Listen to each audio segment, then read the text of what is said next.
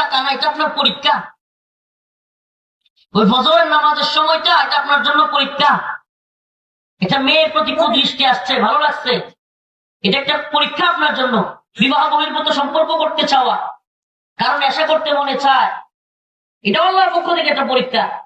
প্রত্যেকটা পরীক্ষায় যে পাশ করতে পারবে আল্লাহ তার জন্যই কি রাখছে, সুবহানাল্লাহ বলবেন না? এটা বুঝাইছি কি জন্য বলি, আমাদের তো দুটা সেক্টর, একটা সেক্টর দুনিয়া আর একটা সেক্টর।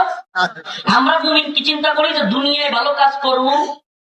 ওই যে আল্লাহ রাসূল হাদিসের মধ্যে বলছেন, আল কাইয়ুসু মান দানা নাফসাহু ওয়া আমিলা লিমা বা'দাল মাউত ওয়ালা ইয়াজিজু মান আতবা'a নাফসাহু হাওয়াহা ওয়া তামান্না আলা আল্লাহ। আল্লাহু আকবার।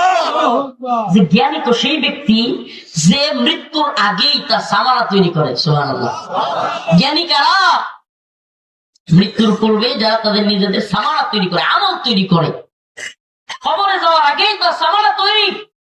সে চলে যাওয়ার সাথে সাথে দুনিয়াও তার জন্য কাঁদে, আসমানও তার জন্য কাঁদে। সুবহানাল্লাহ। এমন জীবন তুমি করো হে গঠন, মরিলে হাসিবে তুমি, কাঁদিবে ভুবন। এমন জীবন তুমি করো না গঠন, মরিলে কাঁদিবে তুমি, হাসিবে ভুবন। উসমান হাদি, আল্লাহ তার কবরকে জান্নাতের বাগান বানিয়ে দিন। কেমন জীবন গঠন করলো, সুবহানাল্লাহ। বিশাল বড় কোন দলের নেতা না, বিশাল বড় কোন দলের লিডার না, শায়েক না, আমির না, হ্যাঁ, লক্ষ লক্ষ সাপোর্টার ফোরাম নাই, বয়সেও রাজনীতির বয়স বা 60-70 বছর রাজনীতিও করে নাই। এই যুবক মানুষ চলে গেল, অথচ আমি নিজের চোখে দেখছি রিক্সাওয়ালা, ভ্যান, অটো চালক, মুফতি সাহেব, বাংলাদেশের বড় আলেম শেখুল হাদিস মাওলানা মামুনুল হক সাহেব, পুলিশের লোক, বিভিন্ন সেক্টরের লোক, আমি নিজের চোখে দেখছি। আপন ভাই মারা গেলে যেমন পুপায়া পুপায়া কাঁদে, এইভাবে কাঁদতেছে। সুবহানাল্লাহ। ছোট ছোট বাচ্চাদেরকে কাঁদতে দেখছি আমি, ছোট ছোট বাচ্চা, মনে হচ্ছে তার পরিবারে কেউ মারা গেছে।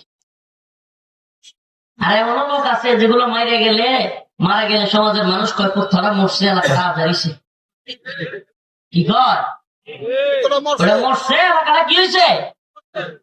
ওটাও জিন্দিগি আর এটাও জিন্দিগি, দুই জিন্দিগির মধ্যে তফাৎ আছে না নাই? তো তুমি যদি দুনিয়া চাও,